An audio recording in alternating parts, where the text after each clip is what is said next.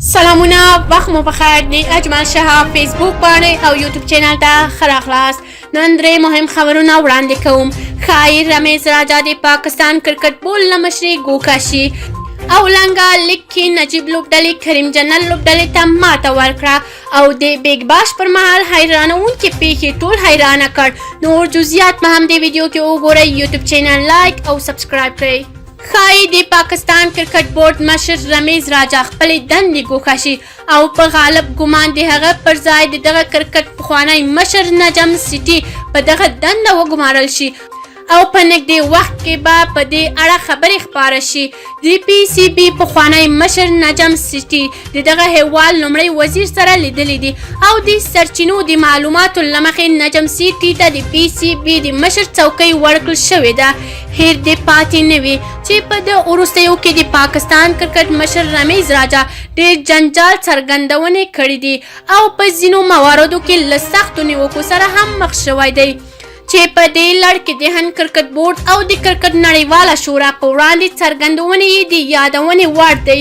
هغه ویلي دي چې موږ هند ته د نړیوال جام لپاره نه ځو او د کرکټ نړیواله شورا په دې تورن کړی دی چې د هند خوا یې نیولې ده. بلخوا په دې وروستیو کې د انګلستان په وړاندې غیر معیاري پیجونو په جوړولو کې او د هغه لوبغاړو ته چانس ورکولو له امله هم تر نیوکو لاندې راغلی دی چې هغه د لوبېدو وړ نه وي. لنګا لیګ کې نجیب لوبډلې کریم جنرال لوبډلې ته ماته ورکړه. د لنګا شلوریز لیګ په لړ کې په بیګانۍ لوبه کې کریم جنرال 2 اونونه وکړل، 14 منډې ورکړې، کومه وکټه یې وانخیستله. بلخوا نجیب زدران ته د توپ وهنې نوبت ورنغی خو بریا یې خپله کړه. د بیګ باش پر مهال حیرانوونکې پیښې ټول حیرانه کړ. د بیګ باش لیګ د یوې لوبې پر مهال د کرکټ نندارچیانو او مینوالو هغه وخت حیرانه شول کله چې بیلز لګېدو پرته روښانه شو او خلکو داسې ګمان وکړ چې دا د پیریانو کار دی. د برسپین هیټ په وړاندې لوبه کې د ملبورن ریکنډز توپ وهونکی نیک میډیسن هڅه وکړه چې د مارک سکټي په توپ د 9 اور په اوږده کې شاټ ووهي خو هغه ناکامه شو او توپ وکټ ساتونکي ته ولاړه. کله چې هغه شاته وکتل نو حیرانه پاتې شو چې نه یوازې د وکټ یو بیل غورځېدلی دی بلکې سټام هم روښانه و او فکر یې کوه چې وکټ یې په پښو لګېدلې ده او هغه اوټ شوی دی چې له میدانه په وتو شو.